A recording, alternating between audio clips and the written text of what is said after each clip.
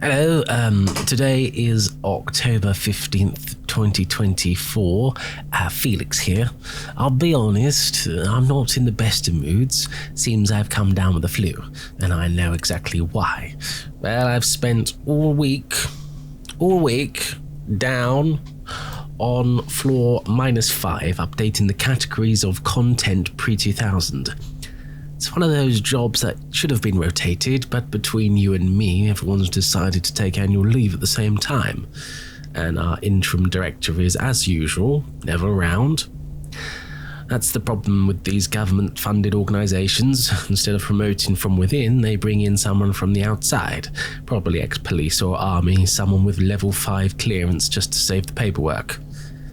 Anyway, floor -5. The place has its own sort of atmosphere, if you ask me.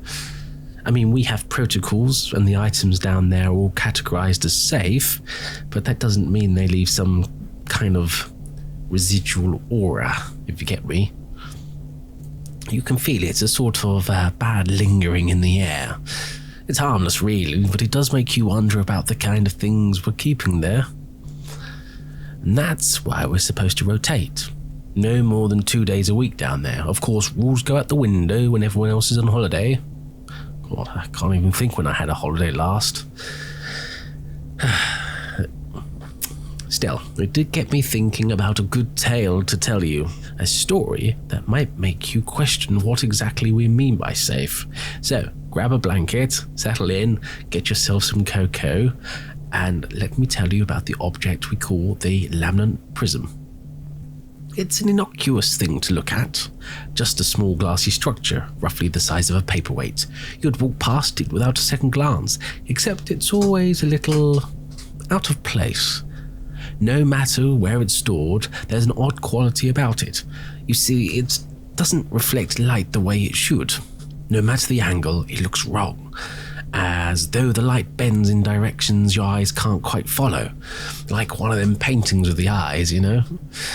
Anyway, the prism first turned up in the archives in the mid-80s, dropped off by a man who refused to give his name. He left it in a box marked anomalous, non-life-threatening, and walked away without another word. No records of where it came from, no documentation at all. The only note left with it was a scribble on yellowed paper. Do not let it hear you. Now, that's not exactly standard protocol, but back then things were a bit more, let's say, relaxed. They tested it, found no immediate danger, and filed it under Class 1 residual phenomena. Class 1 residual phenomena. It stayed there for years, mostly forgotten, until one day someone decided to move it to floor -5. And that's where the stories began. Staff reported strange dreams, visions of places they'd never been, people you'd never met. They said the dreams weren't particularly frightening, but they left a kind of sadness, a lingering melancholy that hung around long after they woke. One intern claimed that in his dream he saw a prism sitting in the middle of a room, and it spoke to him. Not in words, what did he say? Feelings. A deep gut-wrenching regret that felt like it didn't belong to him. He said he woke up crying and he couldn't remember why. We started to take the report seriously, of course. They reviewed the protocols and even had the prism reclassified to Class 3, sentient spirits. But no matter what they did, the object itself never did anything. No moving, no ominous glow, nothing you'd expect from something meant to be haunted. Just this vague, residual sense of sadness. So it's still there on floor -5, sitting in a glass case, perfectly still, and yet every time I'm down there, I can't help feel like it's watching, like it knows. I know it sounds ridiculous, but there's a part of me that wonders if the old note was right. Maybe it does hear us. Maybe it knows all the stories we tell about it, or the theories we whisper when no one else is listening. So, that's one of the stories for today. A harmless little object that does nothing but leave you feeling like you've lost something precious, even if you don't know what it is. But maybe that's the scariest part. Not the things that leap out at you, not the things that scream or attack, but the ones that sit silently, filling the air with sadness that isn't quite your own. maybe that's why I got the flu. Or maybe I'm just tired of being down on floor -5. Either way, I think it's time to get a hot cup of tea.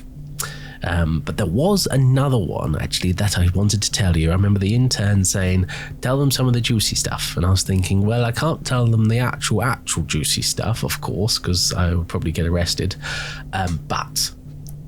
Well, I used to tell my grandkids, I would say there once was a toy maker who made his little girl a mechanical doll, and as was tragically common in the olden days, the little girl succumbed to an illness, and after she passed, the toy maker would wind up the doll to dance and sing and remind him of his beloved daughter.